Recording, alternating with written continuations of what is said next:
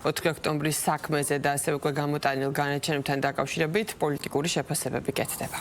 4 ოქტომბერი ეს არის პროვოკაციული რევოლუციური სცენარი, რომელიც დააზიანა ჩვენი მოქალაქეების, ამორჩევლების, ჩვენი ქვეყნის ინტერესები, სახელმწიფო ინტერესები და ამაზე პასუხისმგებლობა თანაბრად ეკიცრება ოცნებას და რა თქმა უნდა ნაციონალურ მოძრაობას თუ სხვა ცალკეულ პოლიტიკურ ლიდერებს. ის ადამიანები, ვინც დღეს სასჯელს იხდიან, ადამიანები, ახალგაზრდები, ვინც უპასუხისმგებლო და ხშირ შემთხვევაში მოსყიდული პოლიტიკოსების მიერ შეცდომაში იყვნენ შეყვანილი, ეს ადამიანები რა თქმა უნდა დაუბრუნდნენ საკუთარ ოჯახებს, ისინი დღეს ოჯახებს ჭირდებათ. ხალხი მოატყუეს იმ გაგებით, რომ მათ თავის სახელმწიფოსთან არ ჰქონდათ საქმე.